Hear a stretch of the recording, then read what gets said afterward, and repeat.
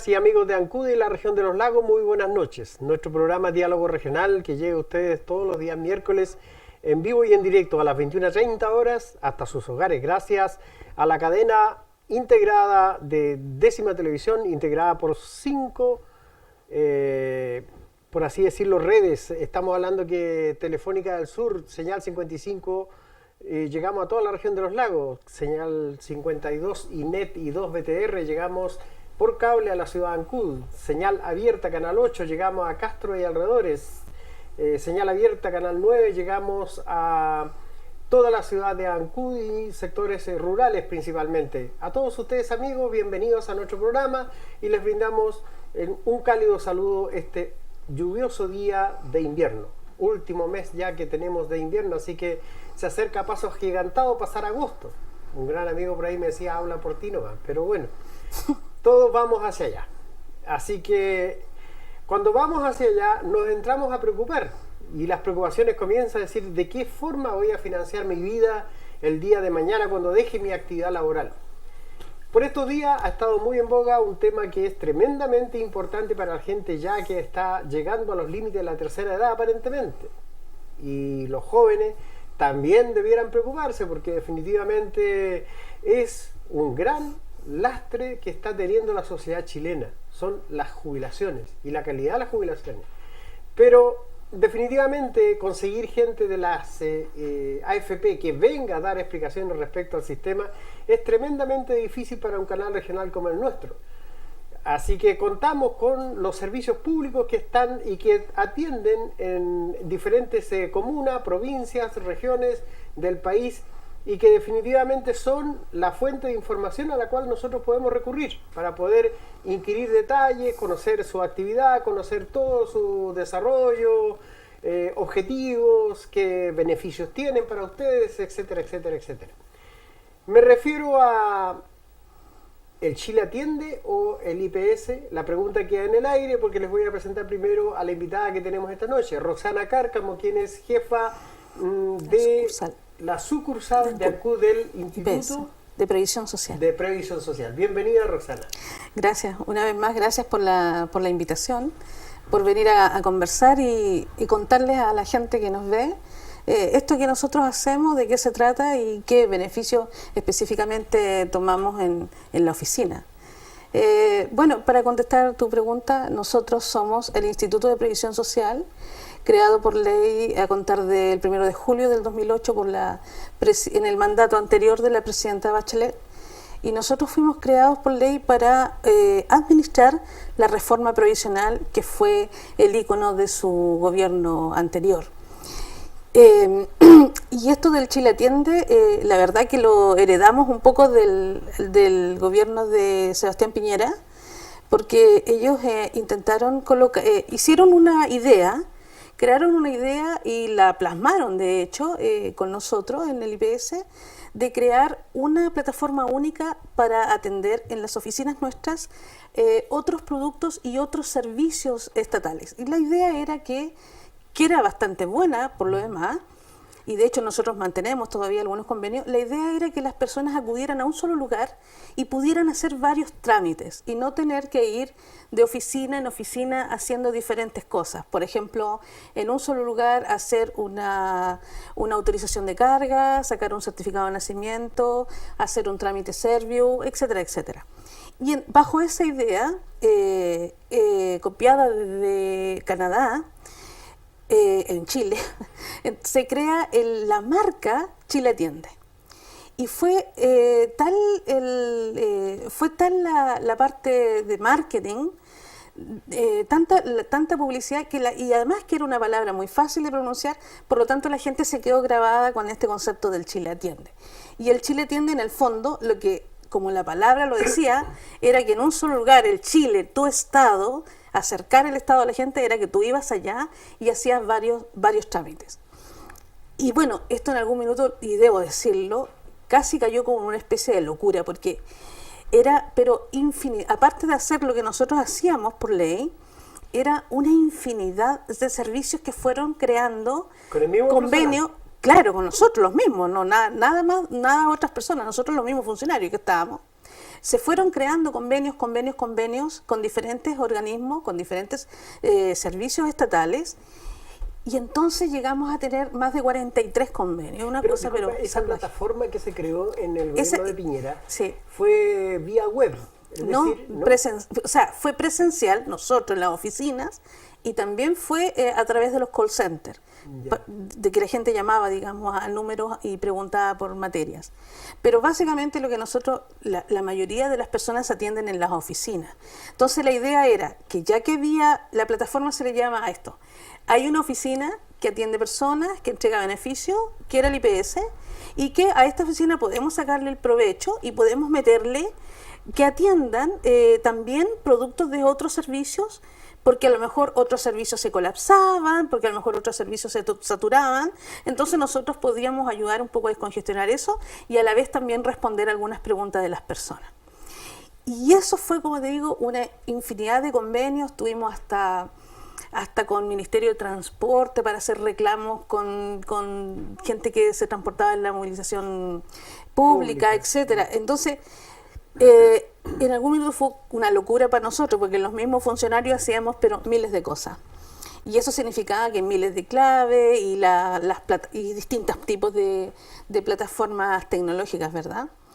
Bueno, cuando vuelve el gobierno de la presidenta Bachelet, esto se ordena y volvemos a hacer lo que siempre habíamos sido en esencia, el IPS, nos volvemos a ocupar bien para lo que fuimos creados, que fue administrar la reforma provisional, que ya vamos a conversar un ratito más de eso, y empiezan a desaparecer algunos convenios que en el fondo estaban en el papel, pero que en la práctica no se movían. Por ejemplo, nunca recibimos nosotros un reclamo por movilización pública, muchísimas cosas que no se hacían. Sin embargo, por ejemplo, habían algunos servicios que sí se mantenía la afluencia, como por ejemplo el Servio para las postulaciones. Nosotros le seguíamos cooperando, por ejemplo, entregando certificados del registro civil. Para esos tiempos en que el registro civil estuvo en paro, obviamente que nosotros ahí asumimos eso exactamente. Por ejemplo, hicimos un gran convenio con la JUNAEV para poder hacer las reposiciones de las tarjetas estudiantiles, estas que usan los chicos para movilizarse. Tenemos convenio también con CENSE para ver todo lo que tiene que ver con los beneficios que ellos hacen, tanto a la mujer trabajadora, a los jóvenes, a los más capaces, etcétera. Y así quedaron algunos convenios que son más o menos, que están de alguna manera relacionados con esta, también con nosotros, como con esta reforma previsional. Y en ese sentido seguimos haciendo, obviamente, administrando los beneficios de la reforma, básicamente, ¿verdad?, del pilar solidario, que tiene que ver con las pensiones básicas. Pero es a contar de la creación que hizo la presidenta Bachelet del anterior gobierno. Sí, lo que pasa es que... Sin embargo, ustedes traen otra labor que es mucho más antigua, exacto, que son de las 28 o 32 cajas de previsión que existían antes. Sí, del INP. Del INP, ¿cierto? Cuando se crea el IPS, el Instituto de Previsión Social, nosotros éramos INP, ¿verdad?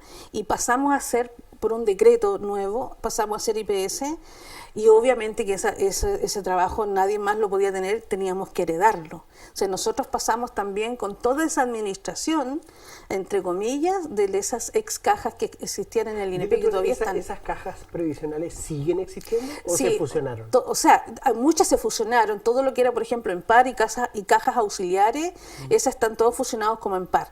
Digamos que no existe en Santiago, en nivel central nuestro, los que trabajan con la caja EMPAR ni la caja, todo pasó a ser INP, ¿verdad? Sin embargo, tenemos un departamento que se llama concesión de beneficios, donde se concede todo el tema de las pensiones, y ellos todavía siguen trabajando con estos imponentes que aún quedan del sistema antiguo, ya pocos, ¿verdad? Bastante pocos. ¿Cuántos en Chile más o menos? No tengo la cifra aproximadamente, pero mira, lo que más queda aún activo es Seguro Social. Esa es el Seguro Social Obrero, esa es la caja que más queda todavía activo, porque todavía hay gente que está imponiendo como independiente, y además sí, como independiente hay bastante. Canaempu, que la caja de empleados públicos, queda un porcentaje mínimo ya, que fueron los empleados públicos que no se cambiaron, que siguieron trabajando asociados a algún ministerio, claro, o en algunos pocos casos que pudieron volver. y ese tema igual lo vamos a tocar porque es importante. Y básicamente, y algunos otro porcentaje, digamos que el mayor porcentaje está el seguro, luego viene en par la caja de empleados particulares, y luego viene Canaempo. Esas son las tres grandes cajas, porque comprenderás que, por ejemplo, ferrocarriles, ya ese tema aquí ya no existe, se acabó, no hay más. Por ejemplo, obreros municipales ya no quedan, asociados a la caja de obreros municipales, funcionarios municipales, la caja de los funcionarios municipales, yo creo que deben quedar uno o dos, hablando aquí en Ancún, no hay más. Y eso ya nosotros jubilándolo se termina. Dime tú, ¿cuál es la raíz financiera que tienen estas cajas comparado? Porque estamos hablando derechamente de lo que es el sistema de reparto. Sí, ¿cierto? Sí. Que tan en boga está por estos días Sí. con el tema de la formación individual, de las cuentas de capitalización Sí. individual a través de la AFP, versus esto que estamos hablando ahora, que es el reparto, el sistema de reparto. El sistema de reparto, sí. Ese sistema de reparto, ¿qué tipo de financiamiento real tiene? El que tenía siempre, el sistema de reparto básicamente, como la palabra lo dice, ¿verdad? Eran cajas como comunitarias para el tipo de trabajo que tú hacías. Por ejemplo, para el seguro social, ¿verdad? Era una caja donde imponían todos los obreros y jornaleros, la gente que trabajaba con las manos. Y esa era también la diferencia entre un trabajador de la caja de empleados particulares y uno del seguro social. La gente del seguro social era calificada como esas personas que en su trabajo lo que desarrollan es un trabajo físico y manual y no tanto intelectual. Y en ese sentido, obviamente, la caja era una caja para todos. Y el mayor porcentaje, el mayor aporte lo hacía el trabajador. Estamos hablando del doble de lo que se cotiza hoy en día, alrededor de un 28%. Y también había una pequeña parte en las otras cajas, por ejemplo como en PAR y Canaempo, una parte que también la aportaba el empleador, ¿verdad? Sobre todo en Canaempo, que la aportaba el Estado como empleador, pero la aportaba. Pero básicamente el sistema era así, que los activos iban imponiendo, ¿verdad?, para que los pasivos pudieran irse jubilando cuando cumplían los requisitos que la ley establecía. Y eso hoy en día sigue siendo así para esos pocos que aún quedan, aun cuando ahora, claro, muchos de esos beneficios que se heredaron de esas cajas las está asumiendo netamente el Estado, ¿verdad? Pero porque lo que se alcanza a ingresar no alcanza. Claro, no alcanza porque ya queda muy poquito y los Canaempus tienen bastantes beneficios, en par también tienen un desahucio importante cuando las personas se jubilan y eso lo está colocando el Estado. Y la diferencia básicamente con la FP es que este es un sistema de capitalización individual donde la cuenta se crea para el trabajador. Y va a depender tu fondo de lo que tú impongas. Y no tiene aporte ni del privado, tiene aporte de ninguna parte. O sea, es solito lo que tú colocas. O sea, como decimos nosotros, es tu propia alcancía. ¿Verdad? Y en base a eso, la FP los trabaja, nos cobra una comisión por trabajar esas platas y lamentablemente cuando les va mal no hay devolución para el trabajador. Todos sabemos esa parte. Entonces eso tiene que ver y por eso es también obviamente luego la expectativa de vida y por eso sabemos que las pensiones de la AFP son tan malas y son tan diferentes a lo que ocurría con el sistema antiguo. Sin embargo, y hay que hacer una salvedad, es que, por ejemplo, la gente del Seguro Social, como son obreros, ¿verdad? Generalmente la gente del Seguro Social, ellos siempre han impuesto por los sueldos mínimos, ¿verdad? Trabajan por sueldos mínimos. Sin embargo, la pensión que ellos obtienen cuando se jubilan es bastante parecida al sueldo que ellos ganaban. Y si bien es cierto, se puede alejar un poquito, por ejemplo, hoy en día se aleja más, porque hoy en día el sueldo mínimo está en 250. Alrededor, sí. Y ellos tienen una pensión a los 65 años de 127.000 pesos. Pero a los 65 años tú también le permites tomar el aporte previsional, le permites postular este aporte del Pilar Solidario. Eso creado con la ley. Creado con la ley de la reforma previsional en el 2008, por lo cual nosotros también nos creamos ahí. Y con ese aporte del Pilar Solidario, ellos aumentan su pensión entre 40 y 60.000 pesos más, por lo tanto ya quedan como más o menos entre 180 por ahí, pueden quedar bastante cercano, ¿verdad?, a lo que se ganaba en actividad. Entonces, yo diría que en términos de la gente que trabaja en el Seguro Social, la disparidad no es tan grande como la de la AFP. Como en la AFP, ¿verdad? La gente de la AFP no puede postular al Pilar Solidario. Sí puede. ¿Sí puede? Sí es puede. Interesante conversación esa porque nos gustaría saber sí puede. de qué forma. Mira, ¿Y quiénes? Ya. Primero que nada, los beneficios del Pilar Solidario, y vamos a hablar del aporte previsional, es un beneficio que se toma, que está hecho para poder mejorar las pensiones base de las personas.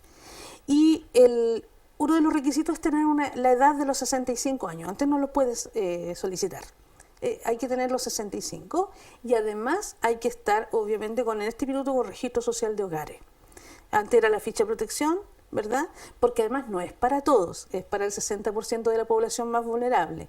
¿Qué mide el 60% de la población más vulnerable? El único instrumento que tenemos en Chile que mide eso, que era la ficha de protección y ahora se llama registro social de hogares, ¿verdad? Que está administrado por el Ministerio de Desarrollo. Sí, el Ministerio de Desarrollo Social es el que administra el registro social de hogares. Pero que nos sirve a nosotros de insumo para poder focalizar la solicitud de la persona que está pidiendo un beneficio del Pilar Solidario. ¿Qué significa esto? La persona, por ejemplo, se pensionó el caballero en la AFP, tiene una pensión base menor a la pensión máxima establecida, la PMAS le llamamos nosotros, y que en este momento son alrededor de 304.000 pesos. Entonces se pensiona con una pensión menor a eso, tiene 65 años y puede postular al aporte siempre y cuando esté dentro del 60% más vulnerable de la población. Y el aporte va a haber un cálculo, una focalización primero y un cálculo. Y hay un cálculo medio raro entre la pensión base, la pensión máxima y unos factores que se aplican, es una fórmula, esto es un logaritmo. Y una vez que está hecha la focalización y se acepta, se hace el cálculo y este aporte viene a incrementar la pensión que la persona tiene. Ya cuando la persona ha tomado en la AFP un retiro programado, significa que se pensionó, la AFP es la que le va pagando mes a mes su pensión. Sí, no es el seguro, digamos, la renta vitalicia, ¿no? Porque no todos entran obviamente no tienen opción de las rentas vitalicias, hay que tener cierta cantidad de millones en la cuenta para poder ser considerado una renta vitalicia, ¿verdad? Optado por esa realidad. Claro, porque si no, no eres rentable para la renta vitalicia. No olvidemos que las rentas vitalicias, las aseguradoras se quedan con una parte de tus fondos, ¿verdad? Entonces, cuando la persona toma un retiro programado y la AFP es la que le paga mes a mes, todos los años estos fondos esta pensión se vuelve a calcular, se recalcula año a año y se va recalculando sobre los fondos que van quedando, ¿verdad? Que no es lo mismo calcularlo al principio sobre cierta cantidad de millones que después volverla a recalcular cuando ha habido un año que le ha sacado dinero a la cuenta. Por eso que todo el año. Entonces, por eso que cada vez los fondos van bajando, hasta que en algún minuto te quedas sin nada. La diferencia acá, y por eso es tan importante la reforma previsional que implementa la presidenta, es que antes del 2008, cuando a ti te pasaba eso, la AFP, te quedabas sin fondo y nadie se hacía cargo de ti. Excepto que hayas tenido 20 años de cotizaciones y podías postular a una pensión con garantía estatal. Pero de lo contrario, nadie se hacía cargo y te quedabas sin fondo y sin nada. La reforma vino a cambiar eso, porque tú estás con aporte, se te terminan los fondos de la AFP, pero tu aporte sigue, el Estado te sigue dando hasta que te mueres. Y ahora, a contar de mayo de este año, la otra tremenda diferencia es que la persona que tiene AFP, un retiro programado y lo tiene con aporte, fallece y esa persona tiene derecho a la cuota mortuoria, que no la tenía, porque el aporte solidario en sí mismo no generaba derecho a cuota mortuoria. Y si tú fallecías estando pensionado en la AFP y no tenías suficiente dinero en la cuenta, la AFP tampoco se hacía cargo de tu cuota mortuoria, ¿verdad? Entonces, si uno no tenía las 15 UF, al momento de morirse en la cuenta sonaba. Se compra un saco, ¿no? Claro, pero la presidenta vuelve a cambiar eso y este año parte el derecho a la cuota mortuoria cuando se tiene aporte previsional solidario. La única cosa que nosotros tenemos que ver en la oficina es quién paga la cuota, porque dependiendo de que si es pensión básica, técnicamente si es una cosa o otra, la podemos pagar nosotros o la paga la AFP. Bueno, la AFP paga, pero nos cobra a nosotros, Claro. igual, digamos, al Estado nos cobra igual el dinero de la cuota mortuoria, pero ellos hacen el trabajo o nosotros. Ahí hay unas diferencias técnicas entre que si es un beneficio o es otro, digamos. Pero esas personas asociadas al pilar solidario tienen derecho ahora a la cuota mortuoria, y yo lo digo porque es tremendamente importante Sí, para los claro que adultos sí. mayores saber eso, tremendamente importante. Ellos Y siempre también quieren para la saber. gente que está en la FP, jubilados de Claro, FP, sí. la gente quiere mucho saber cuando son jubilados, y los adultos mayores les importa eso. Siempre te preguntan, ¿tendré derecho a mi urna? Pero sí, la gente ahora que está asociada al pilar solidario sí tiene ese derecho. Entonces, resumen, el primer trámite que hay que hacer es la ficha de protección social, claro, cuando que ahora es el que se llama registro social de hogares, social de hogares. Exactamente. ¿Quién lo hace ese registro Mira, social de hogares? se pide a través del municipio en los departamentos sociales, Ya. cuando no se tiene. Y la gente del departamento social del municipio va al hogar, hace una visita domiciliaria, y bueno, y ahí registra al grupo familiar. Eso es lo que se registra en el grupo familiar. O sea, es decir, no sé, pues vive el papá, la mamá, con 2 hijos, y ellos son el grupo familiar. Y también ahí se ven también los ingresos, quienes aportan ingresos en el grupo familiar, etcétera. En un caso, por ejemplo, hay una persona de la familia que esté jubilada, y la jubilación que accedió a través de la AFP es ínfima, mísera, mucho menos del sueldo mínimo, porque efectivamente el 80% casi de la población está jubilando en esas condiciones. ¿Ah? Sí. Entonces, es lógico pensar que un integrante de la familia se jubila en esas condiciones y el otro integrante puede tener un sueldo más elevado. ¿Influye que esa persona tenga el sueldo más elevado en el registro social de hogares? O sea, el registro social de hogares te va a decir lo que hay en el grupo familiar. Ya, ¿y qué mide Te ahí? va a decir cuántas personas hay y cuánto ingreso hay ¿Cuánto en ingreso total. hay? Ya. Y lo que te va a dar es el per cápita, ¿verdad? Porque va a decir, el per cápita es, por ejemplo, pongamos un ejemplo, yo vivo con mi esposo jubilado, gana 120.000 pesos de pensión. Y yo estoy trabajando y gano 400.000 pesos, por darte un ejemplo, todavía Claro, estoy sí. activa. Y vivimos con 2 hijos que todavía están estudiando, ¿verdad? Pero el per cápita es, y nosotros dos somos los únicos que aportamos ingreso al hogar, Claro. al grupo familiar, somos 4. Entonces nos van a sumar los 120 de él más los 400 míos, y ese valor, los 520, se va a dividir por 4. Ese promedio que sale es el per cápita, ¿verdad? ¿Y por qué es importante? Porque para cada beneficio que hoy en día tú postulas del Estado, cualquier beneficio, ya sea a través del CENSE, ya sea a través del Servio, a través de nosotros para las pensiones, cualquier beneficio que tú postulas al Estado, el Estado te va a pedir el registro social de hogares, porque necesitas saber en qué porcentaje de vulnerabilidad tú estás, ¿verdad? Porque obviamente los beneficios estatales no son para todas las personas, Claro. ¿verdad? Es para un segmento de la población. Entonces, yo debo estar consciente primero como ciudadano que si voy en algún minuto, incluso para las becas, para lo que sea, yo tengo que tener mi registro social de hogares al día, ¿verdad? Yo debo estar encuestado y tener actualizado mi registro social, porque de eso va a depender a qué o cuál beneficio yo pueda acceder. Todos los beneficios, obviamente, estatales no cortan en los mismos per cápita, no cortan en los mismos umbrales, digamos. Todos tienen más umbral, menos umbral, claro. etc. Esos umbrales de los que yo estoy hablando se llama focalización, que es una palabra que se ocupa muchísimo hoy en día y que la gente lo tiende a confundir con qué es el porcentaje en este minuto que entrega el registro social, pero no es eso solamente. La focalización es un cálculo matemático también que se genera cuando yo pido un beneficio al Estado y que tiene que ver con información que me entrega el registro social, pero en algunos casos, como por ejemplo un beneficio del pilar solidario, aporte o pensión básica, también tiene que ver con otra información que, por ejemplo, me entrega impuestos internos y que me entrega la Superintendencia de Pensiones. Ya, entonces, sí, volviendo al caso anterior, yo tengo una familia donde mi esposo es jubilado, yo estoy activa, ese beneficio de la jubilación me lo va a entregar la Superintendencia de Pensiones cuando yo estemos postulando algún beneficio, y la Super me va a decir, este caballero tiene esta pensión de la AFP y es tanto lo que gana, ¿verdad? Y no registra más otra, porque hay personas que tienen más de una pensión. Registra solamente esto. O impuesto interno puede decir, este caballero registra ingresos por impuestos internos. Porque a veces también pueden haber hecho iniciación de actividad, en algún minuto Claro. pueden haber boleteado, en fin, y se quedaron con esos giros, y a veces la gente no cierra sus giros cuando después ya no los ocupan, y no los cierran, y es tremendamente, Es eso es dañino. tremendamente, claro, porque influye. ¿Por qué? Porque hay una cuestión súper lógica. Si yo le estoy pagando impuesto al Estado, ¿cómo voy a pretender que el Estado me dé a mí un beneficio solidario? ¿Me entiendes? Claro, sí. Es ilógico.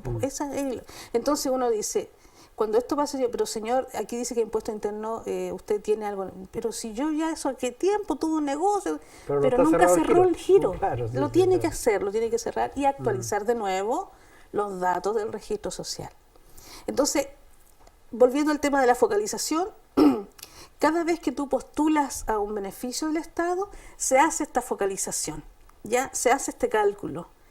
Y esa focalización genera un puntaje. Y ese puntaje es el importante para cada beneficio, porque todos los beneficios tienen distintos puntajes de focalización. No todos tienen lo mismo, tienen distinto. Entonces, ese puntaje es el que genera el umbral, el techo, ¿verdad? Por ejemplo, si para un beneficio, no sé, son 176 puntos, y yo estoy en 180, me pasé del umbral, no me Claro. van a dar el beneficio al que postulo. ¿Te fijas? Entonces, la cosa acá es, no hay que tener susto de sacar el registro social de hogares, hay que tenerlo, porque de alguna manera nosotros debemos estar medidos porque estamos en un sistema donde no solamente los beneficios son para los más vulnerables, ¿verdad? Porque también a lo mejor yo no soy tan vulnerable quizás, económicamente hablando, estoy poniendo un ejemplo, pero quizás sí mi cabro se va a la universidad, por ejemplo, y voy a necesitar postularle alguna beca, Claro. porque tiene buenas notas, en fin, pero de todas maneras el sistema a mí me va a pedir el que esté con registro social de hogares al día. Bueno, ahí en esa beca influirán otras cosas para la focalización, otros datos, pero de todas maneras hay que tenerla al día. En el caso de nosotros, de las pensiones del Pilar Solidario, 3 cosas influyen en la focalización: los datos del registro social de hogares, impuestos internos y la superintendencia de pensiones. Esos 3 organismos, cada vez que una persona pide una pensión básica o pide un aporte, que ya está, por ejemplo, jubilado de la AFP, pero Claro. quiere un aporte, se va a pedir información a estos 3 organismos, y en base a la información que llega se va a focalizar y se va a generar un puntaje. Y ese es el puntaje que va a determinar si la persona tiene o no tiene el derecho a recibir este beneficio. ¿De qué monto estamos hablando de este tipo de beneficios? ¿30 o 40% me dijiste de una pensión? Claro, por ejemplo, sí, hoy en día los aportes solidarios llegan hasta 65.000 pesos. Pero depende, porque aquí depende de la pensión que tú, de la pensión, del cálculo, de la pensión base, la que tú tienes, Ya. ¿verdad? Más el cálculo de la pensión máxima a la que puedes llegar. Entonces ahí hay con unos factores entre medio, y hay unos cálculos. La lógica es, a más valor alto pensión base, menos aporte me dan, Ya. si tengo el derecho. A más pequeña mi pensión, más aporte tengo. ¿Verdad? Sí.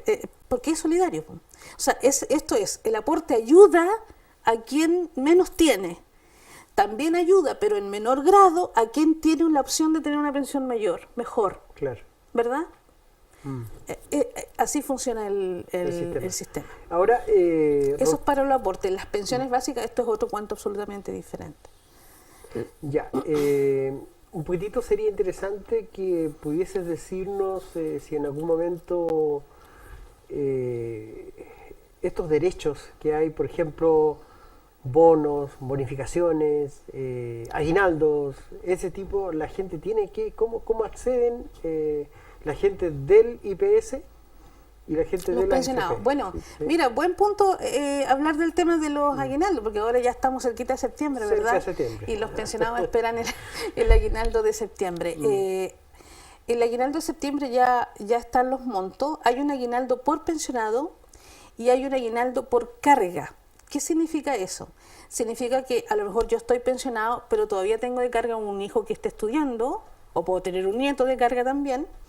Entonces en septiembre a mí el Estado me va a pagar el aguinaldo a mí porque soy pensionado y también un aguinaldo por mi carga, que es menor, pero que también recibe aguinaldo porque yo tengo carga familiar.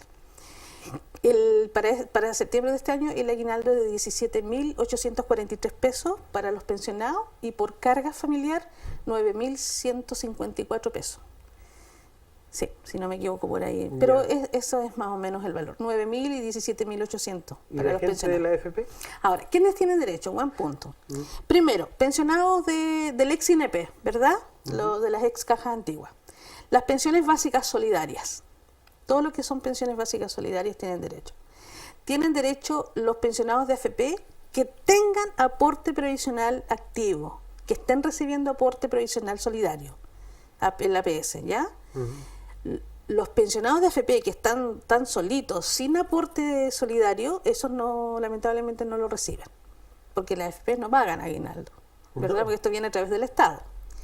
Los pensionados de las mutuales, que son pensionados como por accidentes del trabajo. Los pensionados de DIPRECA, los pensionados de Capredena, se me escapa alguno. Todos generalmente ellos todo ese rango recibe aguinaldo. De DIPRECA. También, todos son pensionados, sí. Fíjate que DIPRECA, Capredena, piensa que son las cajas de las normas, pero son consideradas como cajas antiguas, pues. Sí. Claro. Entonces ellos heredan también eso. Pero es que ellos jubilaron muy bien y siguen jubilando muy bien. Pero tienen derecho a sus aguinaldos. Sí. Sí. Bueno, ni hablar de lo que Capredena con el último escándalo, ¿verdad? Pero no nos vamos a meter en esa materia porque no tiene nada que ver con esto. Pero también llama la atención. Claro. Que reciban... No, pero hay que decir que las pensiones no son así. O sea que... Por muy Capredena sea, los DIPRECA no son así. Así de alto, digamos. Un poco con los hechos acaecidos, podríamos decir que ella no, eso estaba alejadísimo de la realidad. Recibiría un aguinaldo más encima. Claro, pero no, yo creo que no, de todas maneras, con ese nivel de pensión. Pero no. Sería una burla. Claro, imagínate, pero... no. Imagínate, uno ni en actividad alguna vez va a soñar una pensión de ese nivel. Pero esos son. Si los que no reciben finalmente son, lamentablemente, la gente que está pensionada en la AFP, pero que no tiene asociado el pilar solidario, ¿verdad? Ellos no reciben, pero ahí los otros todos reciben. ¿Tú trajiste una presentación? En esa presentación, sí, ¿está definido el tema del pilar solidario más o menos? Sí, está mostrado. ¿Podemos esquematizar? Señor controlador. Veámosla. Bueno, un poco la presentación dice lo que estábamos conversando, lo que éramos, lo que hacíamos, ¿verdad? Lo que ya no hacemos es el círculo que está en el extremo inferior derecho, que tiene que ver con las cotizaciones de FONASA, de la recaudación. Eso ya no lo hacemos porque eso llegó hasta febrero de este año. ¿Es el tema Chilatienda? ¿Ahí donde se no, lo que pasa es que el IPS recaudaba a través de los empleadores de las planillas el 7% que era de FONASA. Entonces lo recaudaba y después lo ordenaba, lo administraba y se lo daba a FONASA. Entonces a contar de febrero en adelante dijimos, bueno, pero si esto es de FONASA, ¿por qué lo recaudamos nosotros? Que lo recaude FONASA, ¿verdad? Así que eso ya no lo hacemos, lo recauda directamente FONASA. Nosotros ya no recaudamos el 7%. Algunos de nuestros trámites, lo que hablábamos, las pensiones y los aportes solidarios. Mira, el bono por hijo, me había olvidado hablar de eso, y es un beneficio que es muy masivo también. Hacemos asignaciones familiares, ¿verdad? Para trabajadores dependientes e independientes. Heredamos esto que hablábamos del INP, administrando el sistema antiguo todavía, ¿verdad? Vemos todo lo que es el pago y de los aportes familiares, que este es el famoso bono marzo que se paga todos los años. Eso lo hacemos a través de nosotros, sí. Bueno, esa es la cotización de salud, como te decía, nosotros ya no lo vemos ese tema. Y bueno, lo de abajo, lo de abajo está relacionado con los empleadores y con el tema de las cotizaciones que recaudamos, pero eso ya de febrero lo dejamos de hacer. No sé si me avanzas un poquito la presentación que vemos después.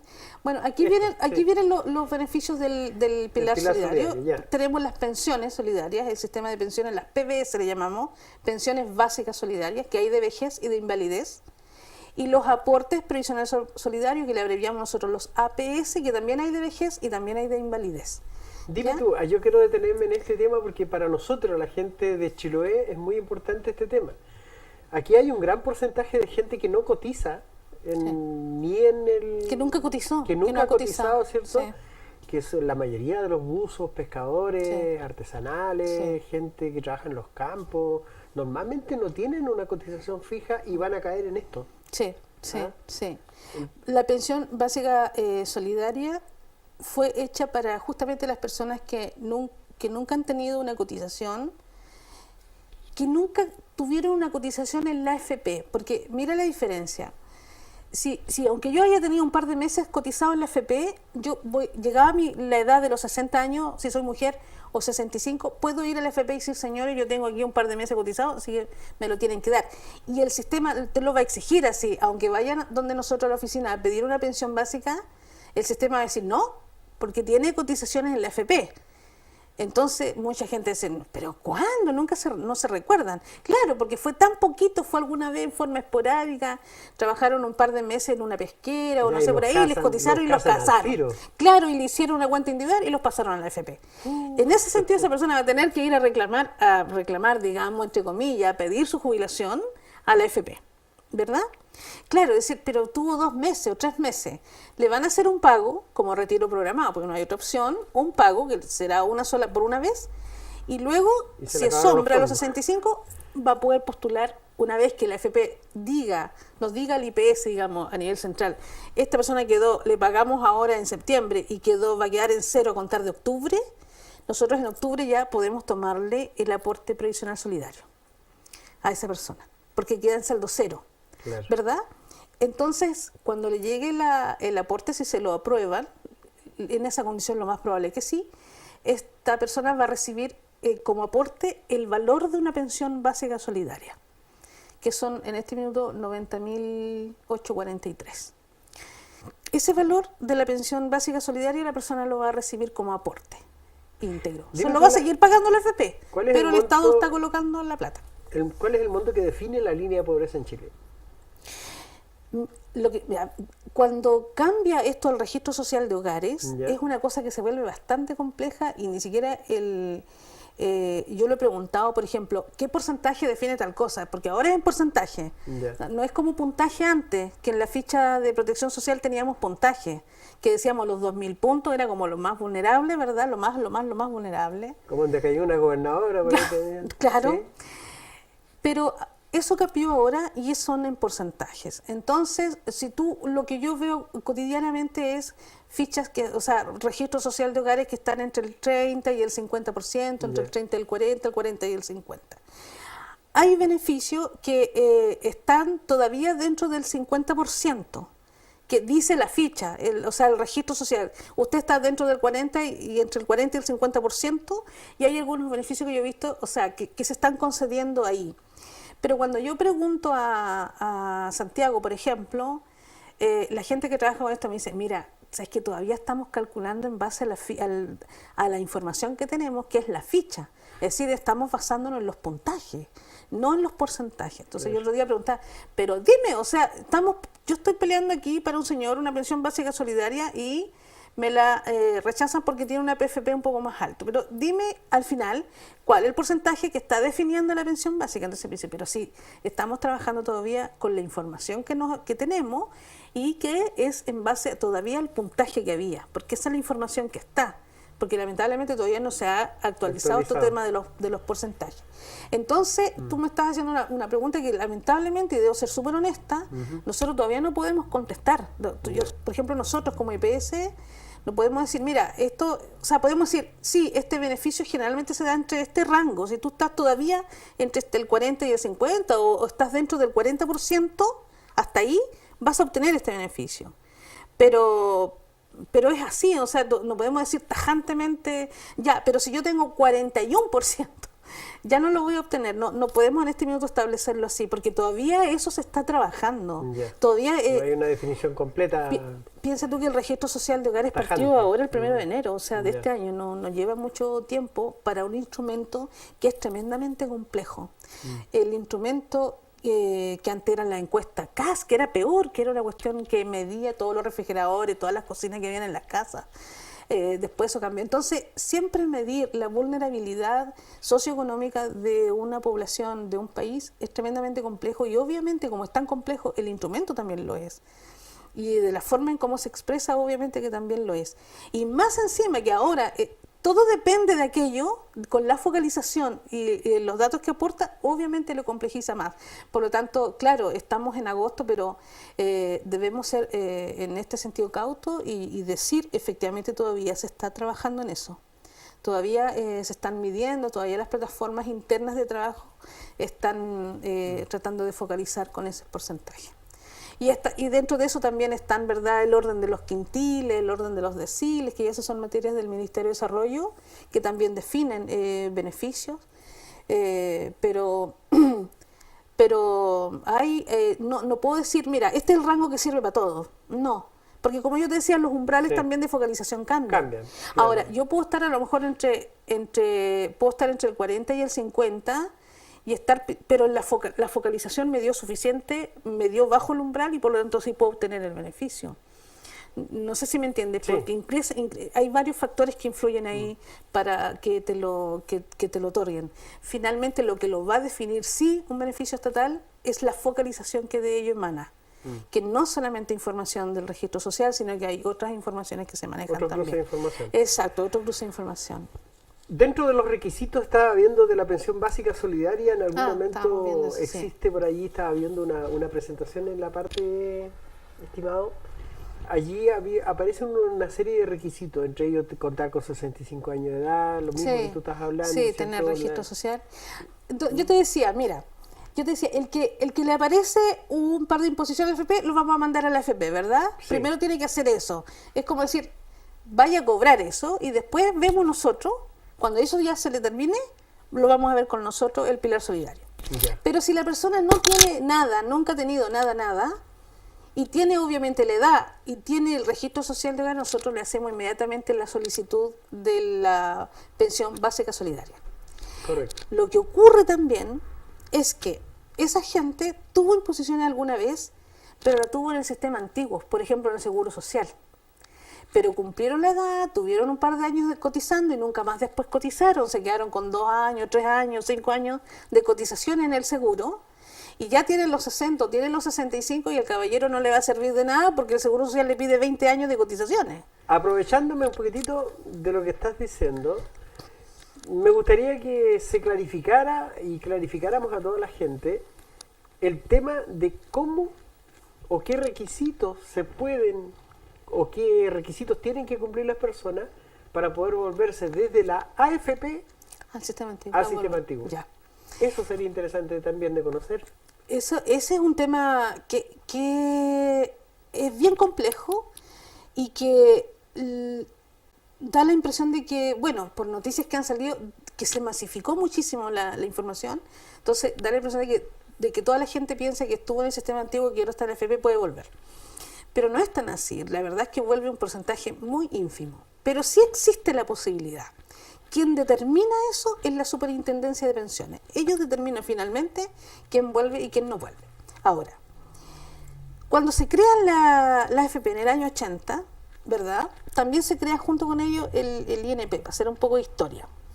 Entonces, se sabía, ellos decían en esa época, que en algún minuto todos los trabajadores iban a pasar a la AFP. Esto de que se quedaron algunos porfiones, no contaban ellos con eso. Pero bueno, entonces las imposiciones que ya tenían los trabajadores en sus cajas, se genera un concepto que se llama bono de reconocimiento, ¿ya? Y que finalmente el compromiso era que, como estaban en estas imposiciones, en estas cajas, al cumplir la persona la edad de jubilarse en la AFP, este bono de reconocimiento iba a ser traspasado a la cuenta de la AFP en dinero, actualizado a la fecha en que se vaya a pensionar. Y así se ha hecho. Ahora, para tener derecho al bono, yo quiero explicar esto primero para que después veamos cuáles son las causales. El bono de reconocimiento no es otra cosa que un cálculo que existe de las cotizaciones que la persona debía tener entre el año 75 y el año 80. En esos 5 años, la persona debía tener al menos un año de cotizaciones para generar ¿Al bonos de menos reconocimiento. o máximo? No, al menos un año. Al Si tú menos. tenías los 5 años, perfecto. Po. Ya, pero para sí. tener bono de reconocimiento, para que esta platita fuese traspasada a la FP, tenías que tener al menos un año, partiendo en marzo del 75. Si yo tenía un año de cotizaciones o más, por supuesto, dentro de ese grupo de ese grupo de 5 años, Sí. yo tenía derecho al bono de reconocimiento. ¿Qué hacía el INP? El INP a esas personas, estoy hablando antes que nosotros del INP cuando se administraba esto, y así también lo heredamos, este bono de reconocimiento tenía un cálculo, porque al final se calcula, ¿verdad? Y se emitía el bono de reconocimiento, se emitía, porque si allá lo he calculado, la persona lo solicitó en la FP, quiero solicitar mi cálculo de bono de reconocimiento, el INP lo calculaba y técnicamente le colocaba un factor que el que tenía derecho a este bono tenía un bono de reconocimiento tipo 1. Tipo 1. ¿Ya? Luego estaba el que se cambiaba a la FP y que no había tenido nada entre esos 5 años, sino que tuvo cotizaciones después, alcanzó a tener entre el 80 y el 82, porque como por ahí por el 82 ya la FP empieza a funcionar, o tuvo antes del 75 y tampoco le generaba bono de reconocimiento. Ese cálculo técnicamente se llama bono de reconocimiento alternativa 9. Pero ¿Ya? no es requisito para poder volverse. Espérate, todavía no llego a esa parte. Estoy explicando lo de los bonos. Y luego otro cálculo que tiene que ver con imposiciones después del julio del 79 para adelante o para atrás, y que se llama bono de reconocimiento alternativa 3. Entonces, tenemos 3 tipos de bonos: el 1, el 3 y el 9. ¿Ya? Ok. Dicho eso, cuando se crean las superintendencias de pensiones, tiene que haber en algún minuto surgido, esa parte de la historia yo no sé dónde surge esto, tiene que haber habido el chileno que reclamó y dijo, oye, momento, yo puedo volverme al sistema antiguo porque yo no tengo bono de reconocimiento. Por lo tanto, como no tengo bono de reconocimiento, aquí el Estado de mi cotización no ha pasado nada para la FP, en el fondo no me ha dado nada. Ese bono y entonces la superintendencia dijo, vamos, ok, veámoslo. Efectivamente tiene un bono, no tiene bono de reconocimiento, tiene alternativa 9, es decir, 0 bono, ¿verdad? Así que esta persona se puede desafiliar del sistema de AFP y puede volver siempre y cuando haya estado en el sistema antiguo de reparto y haya tenido cotización en alguna caja, porque si no, ¿dónde va a volver? Pues si esto es volver. Ahora, clarificando un poco la situación para nuestros televidentes, basta que cada uno de quienes quieran averiguar si pueden volverse al sistema antiguo, que en el IPS los pantalleen, porque la lógica indica que todos aquellos contribuyentes o a quienes se le han hecho imposición en el sistema antiguo están digitalizados y tienen una observación abajo. Sí, mira, pero ¿cómo es este ejercicio? Lo que pasa es que o sea, también yo debo entender que si yo empecé a trabajar el año 80, ponte tú, y alcancé a cotizar un par de meses en el sistema antiguo, no pretenderé volver al porque no tengo cómo originarlo, digamos. Están digitalizadas, o sea, ya sí, hay una gran, o sea, hay casi todo está digitalizado. Sin embargo, también existen en el sistema, en Santiago, en el departamento de cuentas individuales, también existen microfichas que a lo mejor no están en el sistema. Están integradas. ¿Por qué razón digo yo esto? Porque mira, nosotros muchas veces hemos sacado el certificado del bono de reconocimiento a las personas que vienen a preguntarnos esto y sale alternativa 9. Entonces nos decimos, oye, pero tú puedes desafiliarte y volver. ¿Usted tiene? Sí, tiene, puede volver, pues. Claro. Pero esto, ¿quién lo va a resolver? Va a ser la superintendencia. ¿Qué hace la super? Esta solicitud la tiene que hacer la FP, la persona firma. De paso a la FP no le gusta hacer esto, pero porque es un trámite complejo, pero bueno, es su derecho del imponente. Esto la FP lo manda a la superintendencia y la superintendencia pide un informe al IPS, al departamento de cuentas individuales. Entonces, si efectivamente el departamento de cuentas individuales ratifica que aquí hay cálculo alternativa 9, que no hay derecho a bono de reconocimiento, la super va a desafiliar, va a permitir resolver que vuelva al sistema antiguo. Pero hay varios casos que nos ha pasado, que decimos alternativa 9, que no se ve el certificado de imposición y que tenga en ese periodo, pero sin embargo, buscando allá, microfichas que no, o microfilms, cosas que no fueron colocadas, aparecen imposiciones y ¡pum! Le queda en alternativa 3, ponte tú, y ya ahí no tiene derecho. A pesar de que no se haya hecho el trámite del bono de reconocimiento, que no se le haya traspasado los fondos lo que pasa que, realmente a la AFP. No, si esto estamos hablando de traspasar, los fondos no se traspasa el bono hasta que la persona no se jubila. Por mientras está calculado nomás, está emitido. A ver, eso Sí. es tremendamente interesante, ¿eh? Sí, po. Pero Porque tú dices, porque la AFP, pero ¿cómo la AFP o sea, efectivamente, manejan el bono de reconocimiento? Sí, porque tiene la información. Dinero que estaba Exacto. en el INP La plata. no se ha pasado Hasta que la persona físicamente, Exacto. No se liquida no se liquida. hasta que la persona no se jubila. O no presenta la jubilación. ¿Sabes qué? Esa alternativa es tremendamente interesante para que la analice un abogado de repente, un abogado que Es que no pueda- tiene que ver con eso. ¿Por Para qué no? desafiliarse. No tiene que ver con eso. ¿Por qué razón? Pero si no se ha hecho el traspaso del fondo a la AFP, Pero lo que pasa es que los bonos de reconocimiento se calcula. Primero tú tienes que solicitar el cálculo del bono de reconocimiento y ahí se calcula y se emite, porque lo contrario nunca se va a calcular. Pero y esa información el IPS la traspasa a la AFP, pero no pasa la plata hasta cuando la persona presenta la jubilación, porque está en recaudo. ¿Por qué? Pero eso no es lo importante para desafiliarse. No tiene que ver eso, porque aunque no hayas traspasado los fondos al bono de reconocimiento de la AFP, si tú tienes alternativa de cálculo 1, es imposible desafiliarse.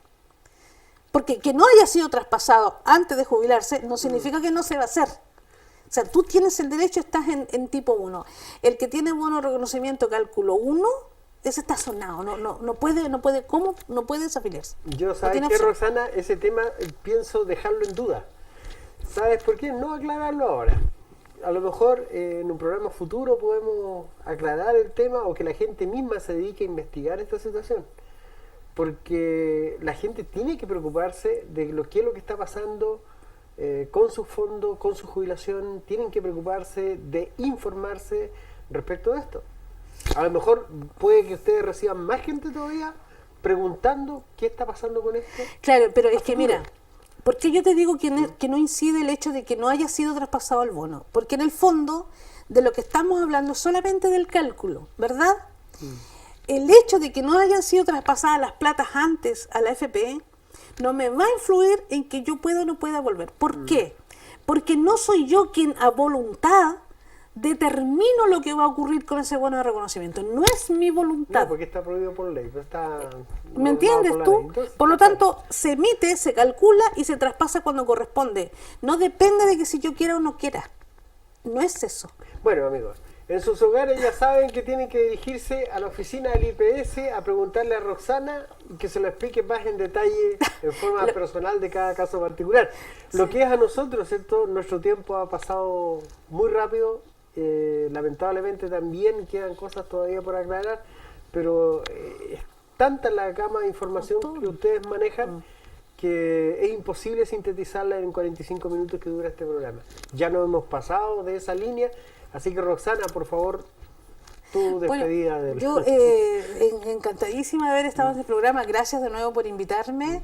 Yo espero que podamos tener otro donde podamos aclarar un poco más las cosas. Si no, como dice usted, las puertas de la oficina están abiertas para aclarar este tema y para ir orientando a las personas. Agradecer de nuevo. Y pedirle a la gente que igual de repente nos tenga paciencia. A veces nos faltan funcionarios, por ejemplo, en la oficina, y no podemos atender tan rápido como quisiéramos. Estamos haciendo nuestro mejor esfuerzo, hemos sido bien evaluados por la ciudadanía por todo Chile.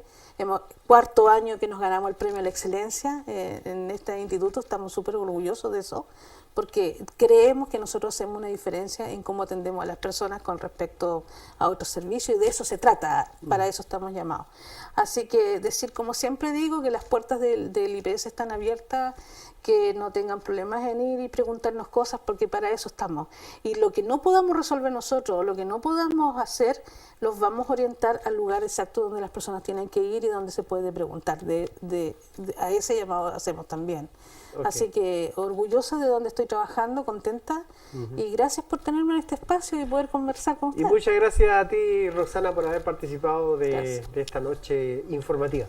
Y a ustedes, amigos, en sus hogares, pero antes yo quisiera aprovechar un momento para entregar las más sentidas condolencias de nuestro programa de Diálogo Regional a una familia muy conocida aquí en Ancud que lamentablemente está pasando por una situación de muerte de un familiar, de un familiar. Me refiero a Ana Jimena Cárdenas Lozano, esposa de Héctor Carrillo, a quienes le entregamos nuestras más cálidas condolencias, nuestro más cálido abrazo fraternal de sentimientos para con esta desgracia que les pasa. Muchas gracias, amigos, por la atención dispensada. Que tengan ustedes muy buenas noches.